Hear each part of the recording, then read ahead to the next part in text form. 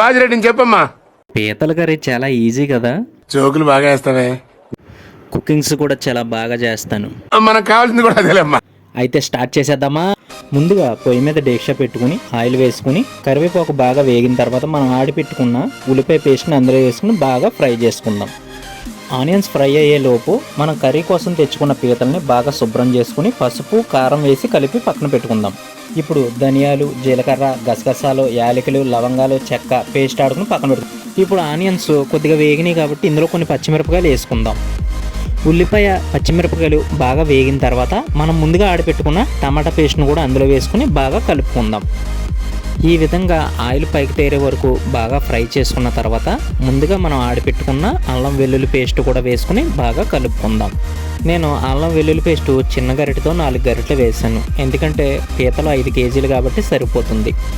ఇప్పుడు దీంట్లో కొంచెం పసుపు, 3 మ్యాంగో కారం వేసుకుని అడుగట్టకుండా గరిటెతోటి జాగ్రత్తగా కలుపుకుందాం. నేను ఎక్కువగా 3 మ్యాంగో కారమే యూజ్ చేస్తాను, ఇదైతే టేస్ట్ బాగా వస్తుంది. ఇప్పుడు ఇందులో మనం ఫస్ట్ ఆడిపెట్టుకున్న ఈ పేస్ట్ను కూడా వేసుకుని బాగా కలుపుకుందాం. బాగా కలిపిన తర్వాత ఇప్పుడు ఉంటుందండి అసలైన ఘట్టం. మనం శుభ్రం చేసి పెట్టుకున్న పీతలను ఇందులో వేసుకుని సున్నితంగా సుతిమారంగా కలుపుతా.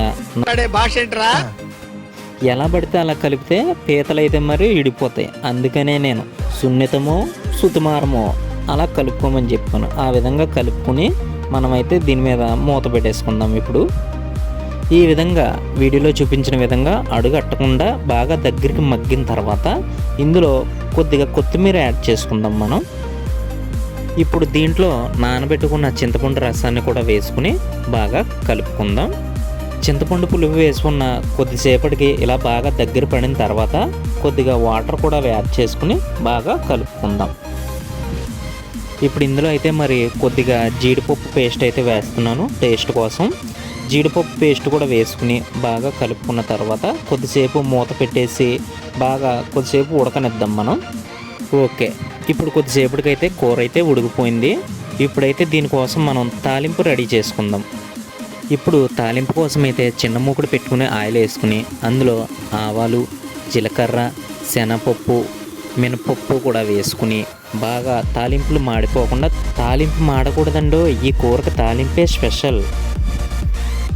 పోపులు బాగా వేగిన తర్వాత ఇప్పుడు ఇందులో ఎండుమిరపకాయలు, కరివేపాకు కూడా వేసుకుని బాగా కలుపుకుందాం. మన తాలింపు అయితే రెడీ అయిపోయింది ఫ్రెండ్స్.